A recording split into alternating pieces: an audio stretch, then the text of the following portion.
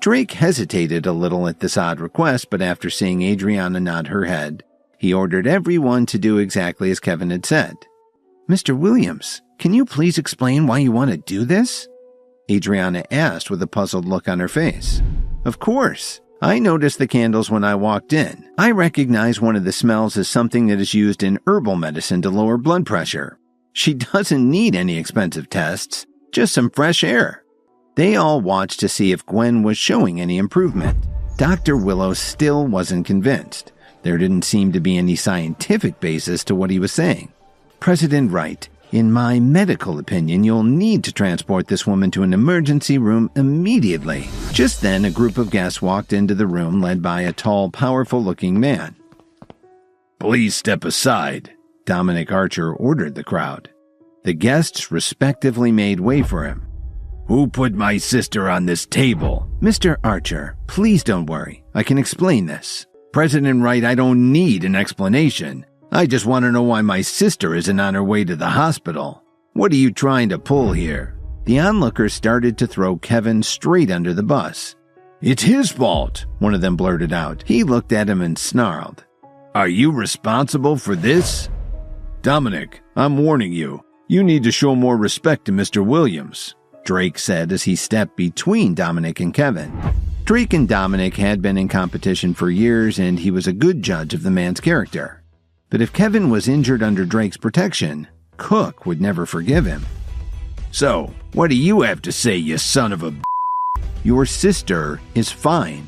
Her blood pressure dropped for a while, but I can guarantee that she'll be up and back on her feet in less than 5 minutes. If she's not, I promise I won't let you leave this hotel in one piece." Just when it looked like the two of them were about to start swinging at each other, Gwen suddenly coughed. "There are so many people in this room. Why am I the only one who fainted?" "President Archer, I've learned that in high concentrations for someone who's sensitive, the effect can be very serious." "What the hell are you talking about?" "President Archer, it's probably just a bit of susceptibility you have." "All right, that's enough." Dominic couldn't hold it in any longer. He gestured for his bodyguards to come over. A second later, Kevin was surrounded. Drake stepped forward to put himself between Kevin and the men. "All of you, stop! I think he's right about this. I've always been kind of sensitive about some things. Remember when we were kids?" The explanation seemed to make sense to Dominic, but he would never apologize to Kevin in front of everyone. Instead, he asked someone to put the gift that he'd brought for Adriana on the table in the corner. Then he helped his sister walk out of the hotel. That night, because Kevin was tired from such a long day, and because he had drunk a little too much to be safe on the road, he spent the rest of the night at the hotel. Early the next morning, right after he woke up, Kevin got a call from Lily. "Hi, Lily. Are you doing okay?" "Kevin, please come home quickly.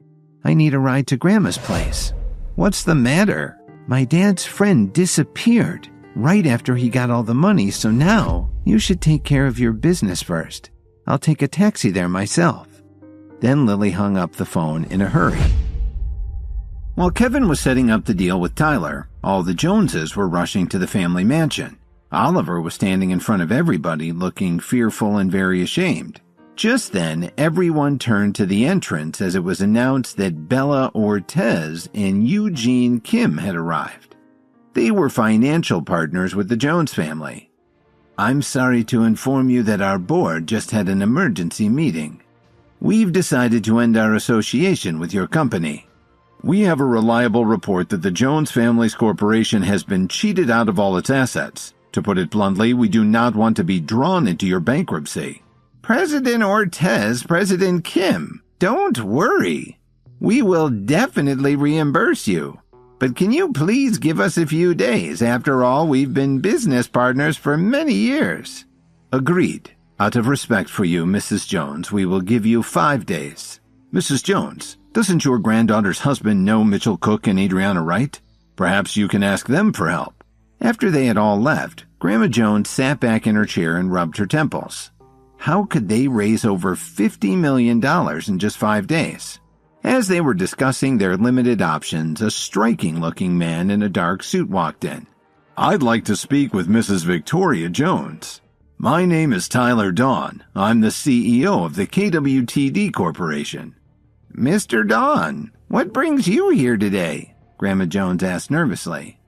I came here to discuss a joint venture that should be profitable for all of us. Everyone became excited when they heard him say this. I'm prepared to invest $300 million to set up an import-export company in Chicago. In exchange, I only want 60% of the Jones family shares. For a moment, the entire room fell silent. Everyone in the room turned and stared at Grandma Jones. They all knew that without this opportunity, they would be finished. All right, Mr. Dawn, I agree to your conditions. A wise decision, Tyler said. I'll have my attorneys draw up the contract and arrange for the transfer of funds.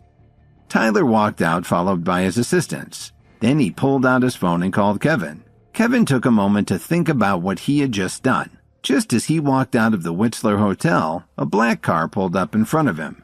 They opened the rear door of their limousine and gestured for him to get in.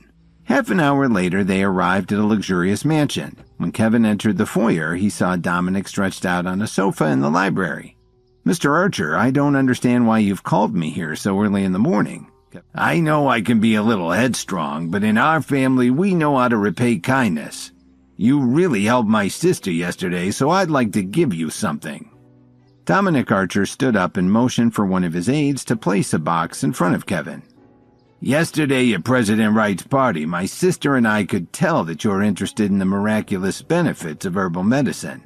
We have connections with a research lab that is developing some very powerful herbal ingredients. I believe that you'll find the contents of this box extremely helpful. Then I guess I should say thank you. If I offered you something that could help you reach your goal, how would you repay me? What if I could help give you an advantage? Kevin said as he smiled and took out a pill of his pocket. It was one of the pills that he had made from the recipe in Officer Emmett's old book. How much do you want for it? $500. Okay, $500,000. Deal. But just when Dominic reached for it, Kevin suddenly took a step back. Mr. Archer, I didn't say that I would give it to you for a measly $500,000. With his other hand, Kevin pointed at the small wooden box on the coffee table. He had noticed the ring inside the box as he walked in the room earlier. He walked over to the coffee table, picked up the box, and tossed it to Kevin. Then he called his aide over to have the money transferred to Kevin. Kevin headed back to his penthouse. Kevin, you're finally back. I need you to go someplace with me. Kevin nodded and they headed down to the lobby to send for his car. Lily's eyes lit up when she saw the sleek blue roadster. Where are we going exactly? My mom is having a reunion with some of her school pals. When she saw that everyone else was bringing their children, she called me too. It's near Evanston. Kevin smiled but didn't say anything else about it. After about a half hour, they arrived at the cafe. When Lily entered, Dorothy was chatting with a few of her old classmates. Upon seeing her daughter, she smiled broadly. Then, when she saw Kevin, her smile immediately left her face. Then one of Dorothy's friends looked at Kevin and asked loudly, "So who is this young man?" The woman who was asking about Kevin was Iris Reed. It seemed that everyone in their circles knew about Dorothy's good-for-nothing son-in-law. This is my husband, Kevin. Where do you work? What's your position? I work for a small company downtown. I help my boss with his accounts. I guess you could call me a clerk, Kevin replied modestly. Nobody was impressed, and it showed on their faces. Dorothy wanted to go over and tell Kevin off, but she couldn't do that in front of all of her friends. Then Iris stood up and waved at a young man on the other side of the room. I'd like to announce a joyous occasion. On the 26th of this month, my daughter Rose will be getting married. Vito Booker, please stand up and introduce yourself to my friends. Hi, my name is Vito. I'm currently the general manager at the KWTD Corporation Chicago branch. When he said this, everyone was clearly impressed. Mom, for the wedding between Rose and me, I've arranged for a limo that's worth $500,000. What do you think? Before coming to the reunion, Iris had asked Vito to help her embarrass Dorothy's son-in-law. So Vito naturally couldn't let an opportunity like this pass him by. Then what kind of car do you drive? Vito asked Kevin. Everyone seemed to think that Vito was in another league and Kevin couldn't possibly compare with him. And Dorothy was ready for her friend Iris to beat her again. My ride? It's just a roadster, nothing special, basic blue color. Oh, that's worth at least $3 million. Actually, the car is my boss's. I didn't buy the car, but my boss gave it to me because I'm doing so well in the company. That seemed to shut everyone up, so Vito changed the subject and turned to Iris. Mom, this is a gift I got for you a while ago. He reached under the table and took out a gift box, then he said to her, This is a small token of my appreciation. Hi, Kevin here. If you are wondering what happens next, then download the Pocket FM app and listen to the exciting episodes of Insta Empire now with the link in the description.